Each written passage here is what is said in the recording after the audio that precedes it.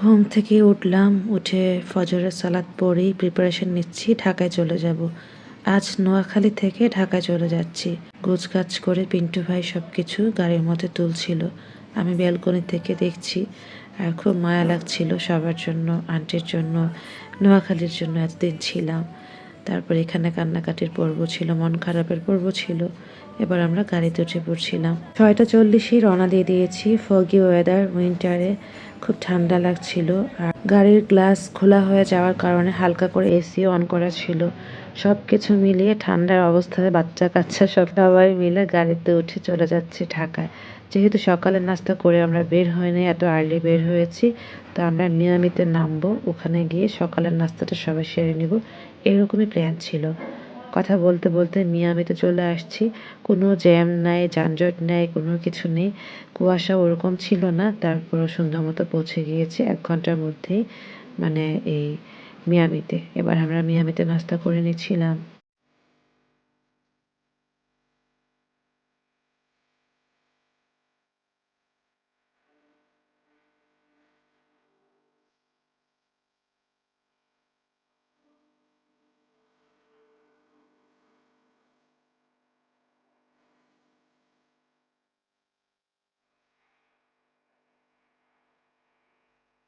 সবজি, গরুর মাংস, চাপ এবং নান রুটি নেওয়া হয়েছে।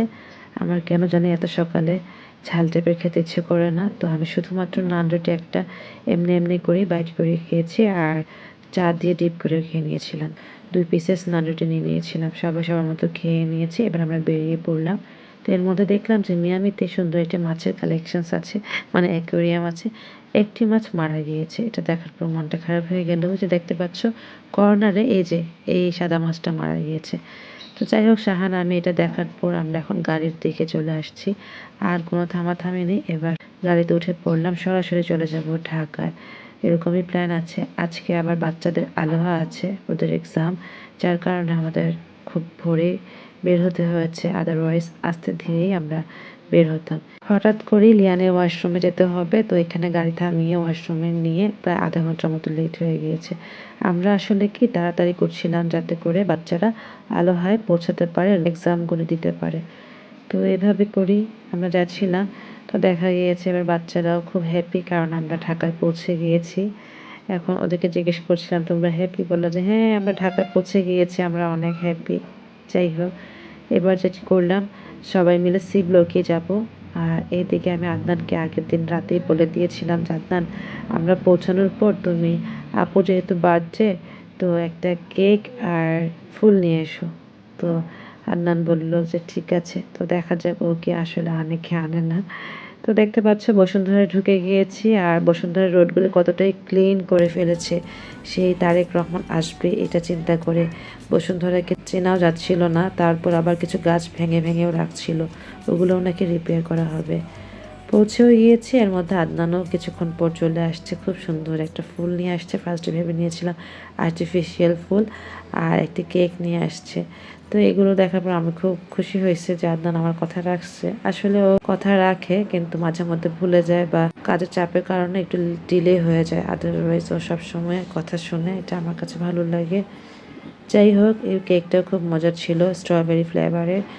আর নাস্তাও নিয়ে আসছিলো, এটা তো আমি বলে দেখিনি ওকে, ও নিজে থেকে নিয়ে আসছিল। যদিও আমাকে এর মধ্যে কল করেছে যে নাস্তা নিয়ে আসবো কিনা, আমি বলেছি যে আমরা তো মিয়ামিতে খাবো। তো সেটা তো সকালে নাস্তায় খেয়েছি, দুপুরের দিকে আমাদের একটু ক্ষুধা লেগে গিয়েছে, 11:30 বেজে গিয়েছিল। রুমে পৌঁছাতে সব কিছু মিলে 12টাই বেজে গিয়েছে। সবার স্ন্যাক্স টাইপের খাবার পছন্দ, বিফোর লাঞ্চ স্ন্যাক্স টাইপের খাবার খেতে ইচ্ছে করে, সবার খেতে ইচ্ছে করতেছিল। আদনানও কীভাবে নিয়ে আসলো সিঙ্গারা, সামোচা আর মানে চিকেন প্যাটিস এভাবে নিয়ে আসছে। তো এগুলো সবাই খেয়ে চা বানাইছিল। চাটা নিয়ে বাচ্চাদের ফ্রেশ ট্রেশ করে নিলাম, নিজেরাও গোছগাছ করে নিলাম। এর মধ্যে মা দেখো খাবার নিয়ে আসছে, দুপুরের খাবার। খুশি আপু খাবার রান্না করতো বা ফ্রিজ থেকে কিছু বের করছিল। আমি বললাম যে কিছু করেন না, মা নিয়ে আসবে, ভাত তো নিয়ে আসবে। তো মা ভাত, ভাজি, ডাল, ডিম, পুঁই শাক দিয়ে ইলিশ মাছ রান্না করছে। ইলিশ মাছের মাথা মুথা দিয়ে আর কি রান্না করে নিয়ে আসছিল।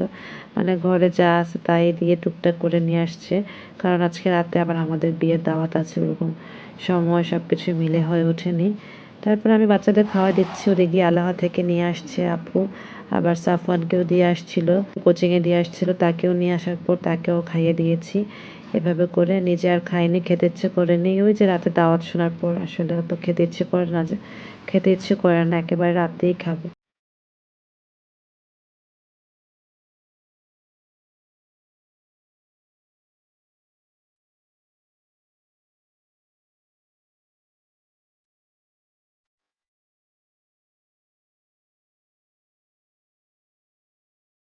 মানে বাচ্চারা সবাই মোবাইল নিয়ে বসে তাদের টাইম স্পেন্ড করছিল। আমি আর মা রিক্সা নিয়ে চলে আসলাম বাসায়। বাসায় আসার পর আমার নতুন অ্যাকুয়ারিয়াম, নতুন ফিশ কিছু দেখার পর খুব মনটা ভালো লাগছিল। আজকে আমার খুব খারাপ লাগছিল, ঠান্ডা ঠান্ডা ভাব, ঘাড়ে ব্যথা, পিঠে ব্যথা, গলার মধ্যে খুশখুশি, সবকিছু মিলিয়ে সুমিকে বলছিলাম যে একটা রুটি দেওয়ার জন্য, এবং বলছিলাম গরম গরম এক মগ দেওয়ার জন্য। সুমি আবার কি পিঠা নিয়ে আসছো, নারকেল পিঠার মতো বানাইছে, জোর করলো টেস্ট করার জন্য, একটু নিছি, কিন্তু অনেক নরম বা নেতিয়ে গেছিলো, যার কারণে আমি এটা আর খাইনি। চাটাও ভালো করে নিতে পারিনি, শুয়েছিলাম অনেকক্ষণ। তারপর মাগরিবের আজান দিচ্ছে, মাগরিবের সালাদ পড়ে নিচ্ছিলাম। তো রাতে যেহেতু আমাদের বিয়ের দাওয়াত আছে, তো সেখানে তো যেতেই হবে, 27 তারিখের প্রোগ্রাম। তো দেখা গিয়েছে রেডি হতে হবে, নানান রকমের প্ল্যান। এর মধ্যে সুমি আবার মিল্ক টি দিয়ে গেছে।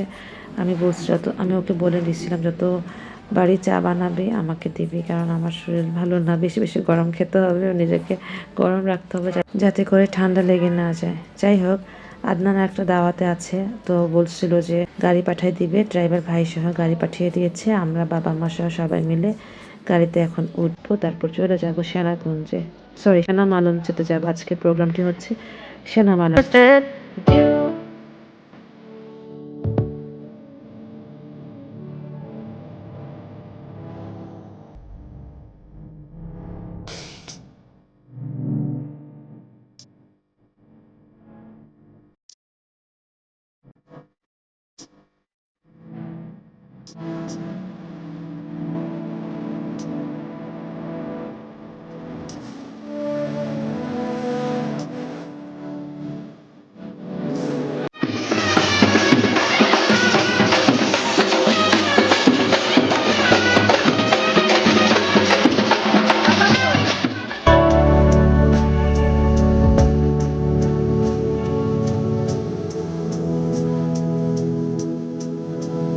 বিয়ের একটি ভিডিও আমি নেক্সট শেয়ার করবো, আজকে এই ভিডিওতে সেগুলো আর শেয়ার করছি না, এই পর্যন্ত রাখতে চাচ্ছি।